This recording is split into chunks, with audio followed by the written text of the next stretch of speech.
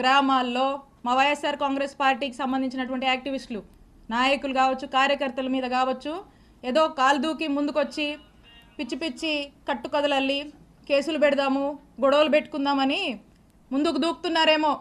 మీ ఎవ్వరిని మర్చిపోను. అందుకే చెప్తున్నా, ఆయనకి మీకు మీ ఎవ్వరిని వదిలిపెట్టం. మీ సంగతి తేలుస్తాం, తేల్చి రాజకీయం చేసుకుంటామని తెలియజేస్తున్నా. And officers, I have lot of respect for all of you. అధికారులందరి మీద నాకు అపారమైనటువంటి రెస్పెక్ట్ ఉంది.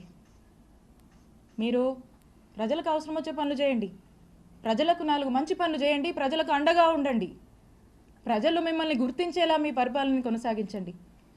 ఇలాంటి అక్రమాలు చేసేటువంటి వాళ్ళకి, ఇలాంటి అవినీతి పనులకు మీరు అండగా ఉండొద్దు.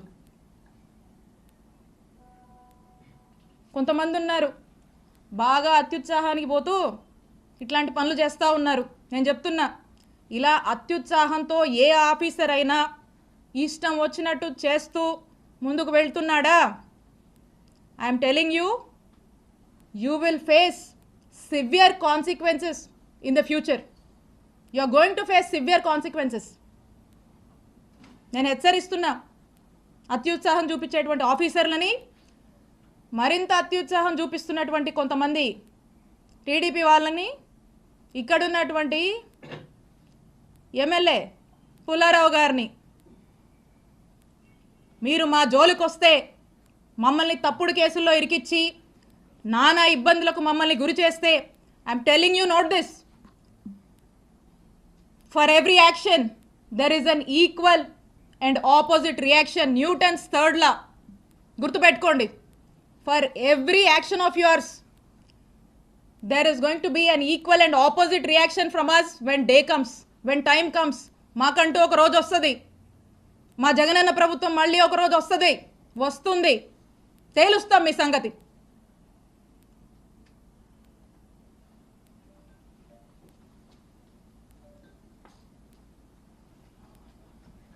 మేడం, మీరు కంప్లైంట్ ఇచ్చినట్టున్నారు, మీరు కూడా కంప్లైంట్ బీజేపీ, అది ఏమైంది మేడం? చూస్తున్నారు కదన్నా, నేను ఒక కంప్లైంట్ ఇచ్చి దాదాపు 4 నెలలు అయింది. ఈ 4 months నుంచి చూస్తున్నా, దాని మీద నో స్టేటస్. వాళ్ళకి దాని మీద ధ్యాస ఉంటాయి కదా. అప్పుడెప్పుడో 2019లో అంట అది జరిగిన దాని మీద ఇప్పుడు కేసులు కడుతున్నారు. అది జరిగినట్టు మ్యానిపులేట్ చేసి కేసులు కడుతున్నారు. ఇప్పుడు మేము ఇస్తే ఆ కంప్లైంట్లు పట్టవంట వాళ్ళకి. సో ఖచ్చితంగా దీని మీద నేను పోరాడతాను, దీన్ని వదిలిపెట్టను. తొందరలో దీన్ని నేను ముందుకు వెళ్ళి న్యాయస్థానాన్ని కూడా నేను ఆశ్రయిస్తాను. గ్రావెల్ వ్యవహారం ఏదో ఉందని, స్కామ్ ఏదో చేశారని చెప్తున్నారు, ఆరోపణ వస్తా ఉంది. ఏదన్నా గ్రావెల్ కి సంబంధించి ఏది? క్రషర్స్ కి సంబంధించి. ఓ రైట్. ఇప్పుడు మాట్లాడుకున్నాం కదా ఒక కట్టుకథ గురించి. ఇప్పుడు ఇలాంటి కట్టుకథే ఆ క్రషర్కి సంబంధించి కూడా. దీని స్క్రీన్ ప్లే, డైరెక్షను, ప్రొడక్షను, ఇదంతా ఎవరో ఏంటో దీని మీద మళ్ళీ స్పెసిఫిక్గా సమయం వచ్చినప్పుడు మాట్లాడి క్లియర్గా చెప్తా. ఇది కూడా ఇలాంటి ఒక కట్టుకథే.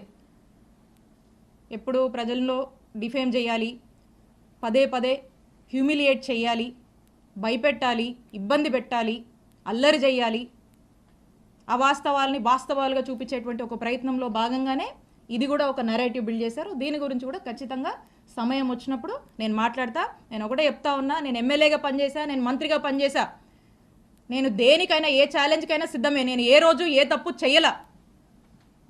నన్ను డైరెక్ట్గా ఎదుర్కోలేక, ఒక బీసీ మహిళగా నన్ను డైరెక్ట్గా ఎదుర్కోలేక భాగంగా ఇదంతా జరుగుతుంది. సో కాబట్టి ఖచ్చితంగా దీని గురించి సమయం వచ్చినప్పుడు మాట్లాడతా. నేను ఏ తప్పు చేయలేదు. మీరు ఏం ఎంక్వైరీలు వేసుకుంటారో వేసుకోండి, ఏమన్నా చేసుకోండి, నేను భయపడను, నేను తప్పు చేయలే.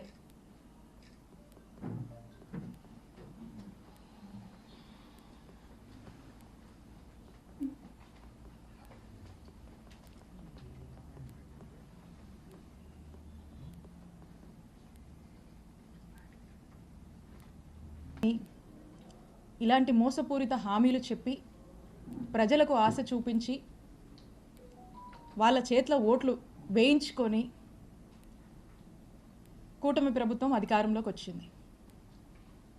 కూటమి ప్రభుత్వానికి